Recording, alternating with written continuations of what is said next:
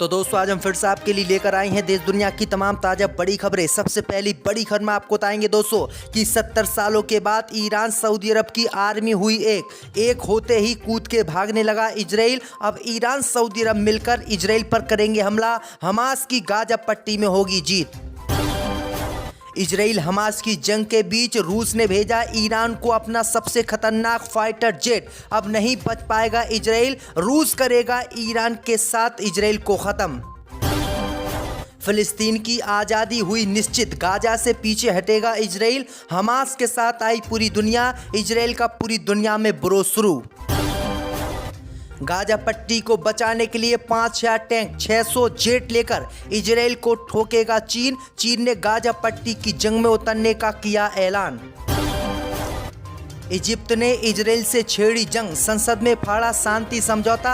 अब होगी आर पार की लड़ाई, इजराइल होगा दुनिया के नक्शे से खत्म। तो दोस्तों सभी खबरों को आपको एक एक कर बताने वाले हैं। वीडियो को लाइक कर चैनल को सब्सक्राइब कर दें। इसी बीच पर तो दोस्तों अगली खबर की ओर, तो इजराइल हमास की जंग के बीच ईरान सऊदी अरब की आर्मी हुई एक, तो कूद के भागने लगा इजराइल। जब दोस्तों आपको बता दें कि इजराइल हमास की जंग को देखते हुए 70 साल की दुश्मनी भूलकर ईरान सऊदी अरब एक हो गए हैं। ईरान सऊदी अरब के एक होने के बाद इजराइल को मिर्ची लगी है और इजराइल कूद के अमेरिका के पास भाग गया है और उसने अब रहम की भीख अमेरिका से मांगी है।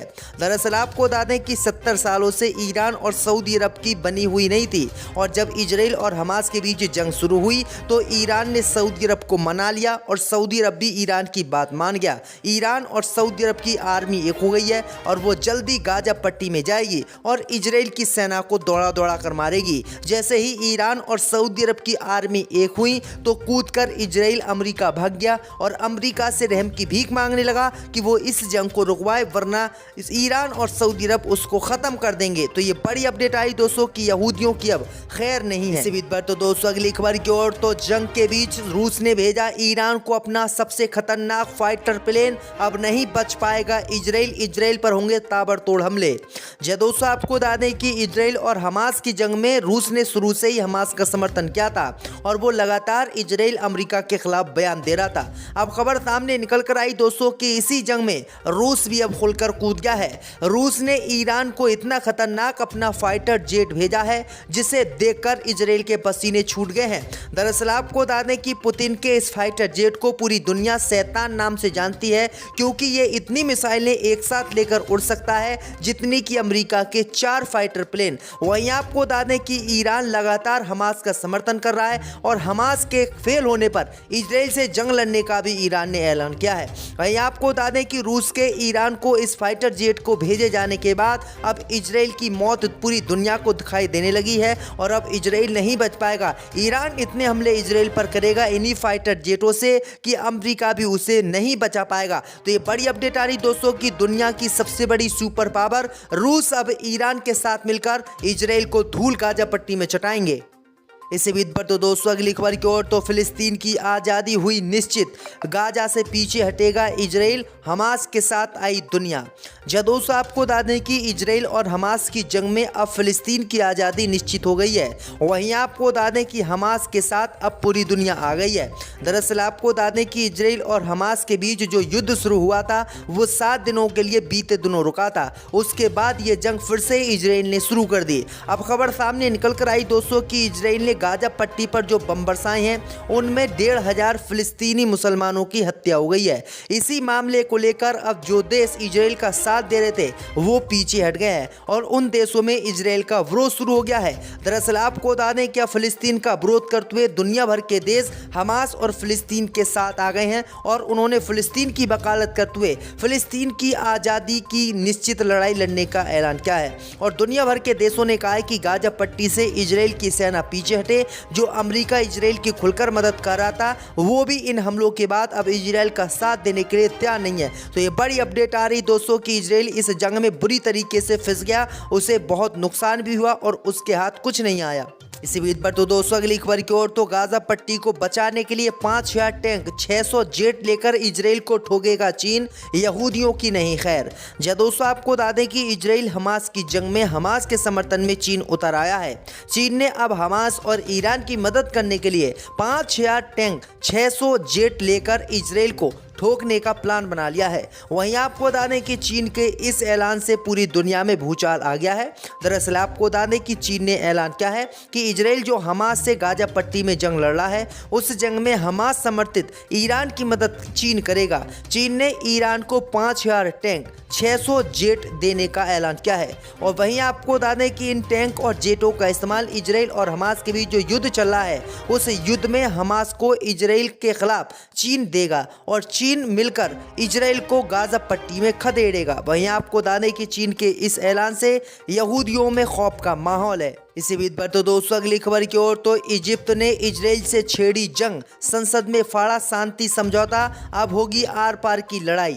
या दोस्तों आपको बता दें कि इजराइल और हमास के बीच चल रही जंग में गाजा पट्टी के पड़ोसी देश इजिप्ट ने इजराइल के खिलाफ जंग छेड़ने का ऐलान किया है।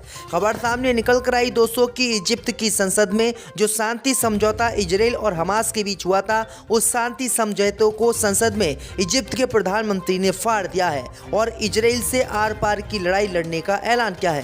दरअसल आपको बता दें कि 1965 में भी इजिप्ट ने हमास का समर्थन करते हुए, फिलिस्तीन का समर्थन करते हुए इजराइल से जंग लड़ी थी, लेकिन इस जंग में उसे हार का सामना करना पड़ा था। लेकिन अब फिर से इजिप्ट हमास के समर्थन में आ गया है और इजिप्ट ने इजराइल से जंग छेड़ने का ऐलान किया है। वहीं अब यह भी खबर सामने निकल कर आई दोस्तों कि इजिप्ट के जंग छेड़ने के बाद और भी मुस्लिम देश इस जंग में कूदेंगे और इजराइल से लड़ाई लड़ेंगे। तो ये बड़ी अपडेट आ रही दोस्तों कि इजराइल का तबाह होना अब तय माना जा रहा है। इसी बीच पर तो दोस्तों अगली खबर की ओर तो हमास के लड़ाकों ने गाजा पट्टी में प्रवेश कर रही इजराइल की सेना पर दागी मिसाइलें।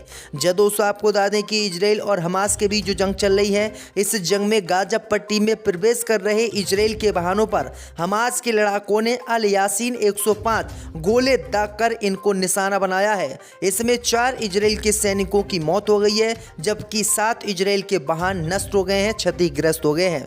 खबर सामने निकल कर आई दोस्तों कि हर टैंक में इजराइल के 3 सैनिक सवार थे।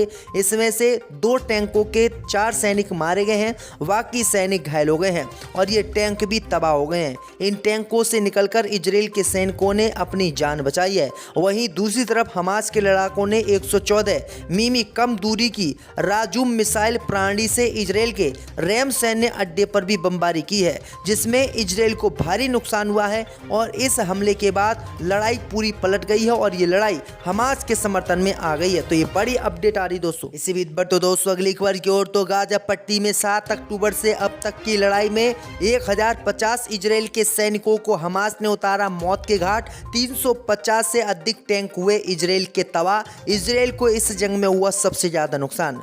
दोस्तों आपको बता दें कि इजराइल और हमास के बीच 7 अक्टूबर से चली जंग में इजराइल को दुनिया का सबसे बड़ा नुकसान हुआ है और इस नुकसान की भरपाई इजराइल की सरकार 16 सालों तक नहीं कर पाएगी, जिसे सुनकर यहूदियों को रोना आ रहा है और यहूदी इस बात से परेशान है कि इस जंग में उनको हार मिली और उनकी तबाही भी बराबर हुई।